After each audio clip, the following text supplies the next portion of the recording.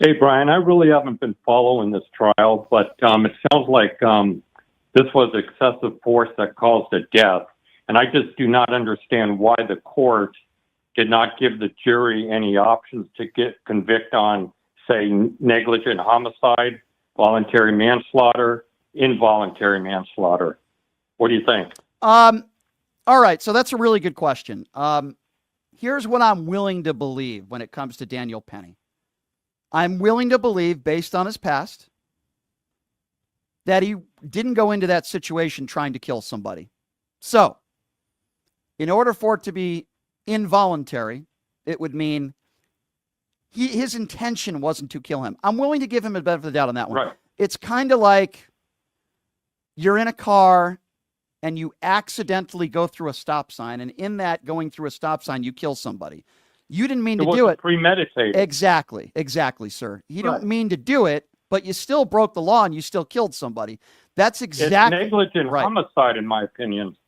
Well, here's where I might agree with you on that. It's the 1 minute where he has him in a chokehold, not the 5 or 6 minutes. The 1 minute where he stops breathing and he becomes unconscious. If the argument is, and this is the argument from the defense, the guy was, trying to defend everybody in that subway. He was just trying to hold on to him until the police came. Okay, if that's the case, then why didn't you release him after he was unconscious? That's where excessive force. Right, I agree. That's where the negligent homicide comes in. My fear is that the jury is not going to come to the same conclusion that we have come to. My fear... That's why the court should have given instructions to the jury to convict on these other options. Right. I agree with you 150%. Yeah. And that's what I believe he should be charged with. Now, what's more sickening, and I just spoke about this with the last caller, is there are people calling him a hero.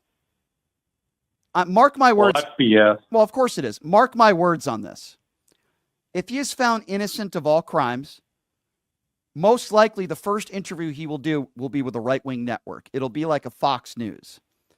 And the Republican Party will call this guy a hero, as they are now.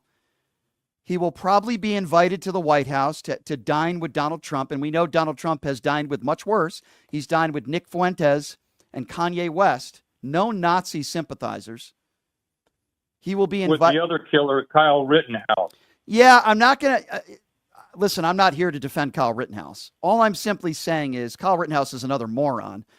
Right. And the right-wingers out there will look up to these people as heroes. And, let me tell you something. This guy's probably perfect to get a weekend job at Fox News. He fits the profile. That's what the Republican Party does. I would like to think that those in the Democrat Party, while they are not perfect, they don't look up to people like Kyle Rittenhouse. They don't look up to people hell no. like these pennies. They look up to real heroes who risk their lives every day. That's what they do. And that is a big fundamental difference to me between both parties today. The Republican Party, if you point your weapons at a bunch of Black Lives Matter protesters, all of a sudden you find yourself speaking at the Republican National Convention. So this is just, they can't defend. Or running for office. Exactly. Yeah. You can't defend they can't defend their actions. No. This is their behavior. This is what they do. If you point your guns at a bunch of Black Lives Matter protesters, even though they're not on your personal property, you become a star within the Republican Party. That's just the way it is. That's, if you're a George Zimmerman and you kill an innocent black child, you get appearances on Sean Hannity's show. That's what Fox News does. They hire the Pete Hegseths of the world. It's almost like it's a prerequisite at Fox News. If you're a habitual I'm cheater, just embarrassed and ashamed because this is who we have become, man. Well, this is where the Republican Party has become. Make no mistake about it. It's not where the entire country is at, but I understand what you're saying, my friend. And I appreciate your phone call. Thank you so much for the call. You're right. To an extent, you're right.